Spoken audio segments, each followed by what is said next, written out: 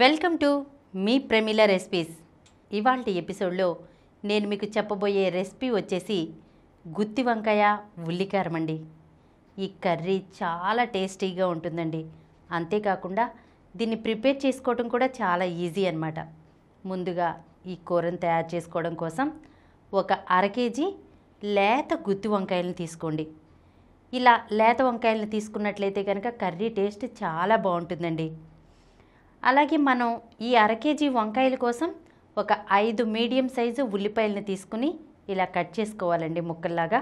అలాగే 15 ఎండుమిర్చిని కూడా తీసుకోవాలి. ఇప్పుడు స్టవ్ వెలిగించుకుని ఒక బాండి పెట్టుకుని అందులో ఈ 15 ఎండుమిర్చి తీసుకున్నాం కదా, ఆ ఎండుమిర్చిని వేసుకుని మంటను మీడియం ఫ్లేమ్లో పెట్టుకుని ఫ్రై చేసుకోవాలండి.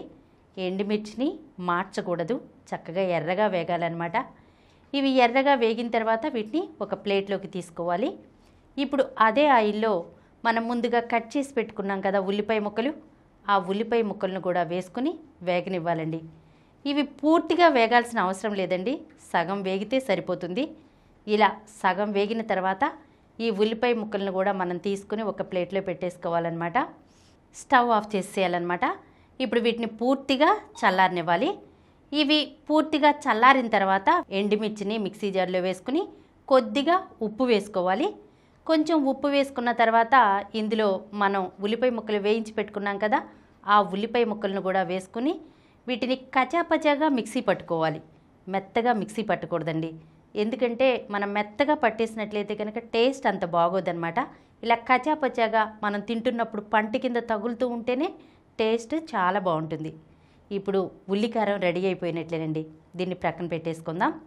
ఇప్పుడు వంకాయలను తీసుకోమని చెప్పాను కదా మిమ్మల్ని, అర కేజీ వంకాయలను తీసుకోమన్నాను కదండి. ఈ వంకాయల్ని శుభ్రంగా కడుక్కొని నీళ్ళల్లో వేసుకోవాలన్నమాట. ఇందులో కొంచెం ఉప్పును వేసుకోండి. ఇలా ఉప్పు వేసుకోవటం మూలంగా వంకాయ కండ్ర అనేది ఉండదండి. తర్వాత ఈ వంకాయల్ని 4 ముక్కలు వచ్చేలాగా మధ్యలో మనం గుత్తి వంకాయకి కట్ చేస్తాం కదా, మధ్యలో మసాలా పెట్టుకోవటానికి అలాగా 4 ముక్కలు వచ్చేలాగా కట్ చేసుకోండి. ఈ ముక్కల్ని నీళ్ళలో వేసుకోండి. వంకాయ ముక్కల్ని మాత్రం మీరు కూర ఎప్పుడు చేయాలనుకుంటున్నారో అప్పుడే ఫ్రెష్గా కట్ చేసుకోండి, ముందు మాత్రం కట్ చేయొద్దు, ఎందుకంటే నల్లగా అయిపోతాయి అన్నమాట ముందు కట్ చేస్తే. ఇప్పుడు ఈ వంకాయ ముక్కల్ని కట్ చేసుకున్నాం కదా, ఒక బాండి పెట్టుకుని అందులో ఒక 3 టేబుల్ స్పూన్ల ఆయిల్ వేసుకోండి. అందులో ఈ కట్ చేసినటువంటి వంకాయ ముక్కల్ని వేసుకుని ఒకసారి కలుపుకుని మూత పెట్టుకోవాలన్నమాట. ఈ సగం మగ్గిన తర్వాత మనం ఉల్లికారం పెట్టుకున్నట్లయితే కనుక కర్రీ టేస్ట్ చాలా బాగుంటుందండి. ఇప్పుడు వంకాయ ముక్కలు సగం మగ్గిన తర్వాత వీటిని తీసేసి ఒక ప్లేట్లో పెట్టేసుకోవాలి. పెట్టుకుని మనం ముందుగా ఉల్లికారాన్ని రెడీ చేసి పెట్టుకున్నాం కదా, ఆ ఉల్లికారాన్ని ఈ వంకాయ ముక్కల్లో మనం స్టఫ్ చేసుకోవాలన్నమాట. అన్ని వంకాయల్లోనూ ఇలా స్టఫ్ చేసుకోండి. కొంచెం మీరు ఎక్స్ట్రా పట్టుకోండి ఉల్లికారం, ఎందుకంటే వంకాయ ముక్కలను వేసుకున్న తర్వాత ఈ వంకాయల్లో స్టఫ్ చేసుకుంటాం కదా, ఉల్లికారం అయిపోయిన తర్వాత దాని పైన చల్లుకోవాలన్నమాట ఈ ఉల్లికారం. అలా చల్లుకోవటం మూలంగా టేస్ట్ చాలా బాగుంటుందండి. అందుకని మీరు తయారు చేసుకున్నప్పుడే కొంచెం ఎక్స్ట్రాగా తయారు చేసుకోండి. ఇప్పుడు స్టఫ్ చేసుకున్నాం కదా అన్ని వంకాయలను, స్టవ్ వెలిగించుకుని ఒక బాండీ పెట్టుకుని అందులో ఒక 3 టేబుల్ స్పూన్ల ఆయిల్ వేసుకోవాలండి. ఆయిల్ కాగిన తర్వాత అందులో కొద్దిగా కరివేపాకు వేసుకోండి. కరివేపాకు కొంచెం వేగిన తర్వాత మనం ముందుగా స్టఫ్ చేసుకున్నటువంటి వంకాయలను ఒకదాని తర్వాత ఒకటి వేసుకోవాలండి. వేసుకుని దీని మీద మూత పెట్టేసుకుని ఒక 3 నిమిషాల పాటు దీన్ని మగ్గనివ్వాలన్నమాట.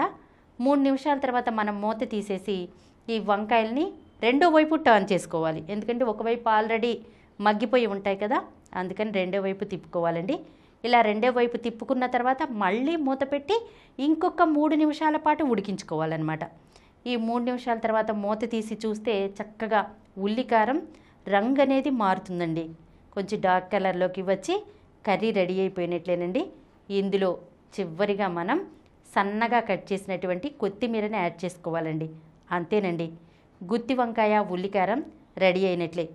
దీన్ని వేడి వేడి అన్నంలో తిన్నారంటే కనుక ఎంత టేస్టీగా ఉంటుందంటే అసలు మాటల్లో చెప్పలేమండి, అంత అద్భుతంగా ఉంటుందన్నమాట టేస్ట్. మరి మీ ఇంట్లో కూడా ఒకసారి నేను చెప్పినట్లుగా ట్రై చేసి చూడండి. పిల్లలకు పెద్దవాళ్ళకు అందరికీ తప్పకుండా నచ్చుతుందండి ఈ రెసిపీ. ఈ వీడియో మీకు నచ్చినట్లయితే కనుక మా ఛానల్కు సబ్స్క్రైబ్ చేయండి, లైక్ చేయండి, మీ ఫ్రెండ్స్కి షేర్ చేయండి. ఇలాంటి మరిన్ని వీడియోస్తో మీ ప్రమీల రెసిపీస్లో వచ్చే ఎపిసోడ్లో కలుసుకుందాం.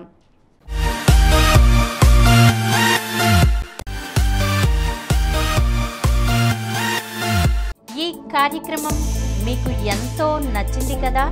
ఇటువంటి మరిన్ని వీడియోల కోసం అనతి కాలంలోనే 20 కోట్లకు పైగా వ్యూస్ సాధించిన సమరం ఛానల్ సమర్పించు సమరం ఫుడ్ ఛానల్కు సబ్స్క్రైబ్ చేయండి, లైక్ చేయండి, మీ ఫ్రెండ్స్కి షేర్ చేయండి. అలాగే ప్రక్కనున్న గంట సింబల్ని ప్రెస్ చేయడం మర్చిపోకండి.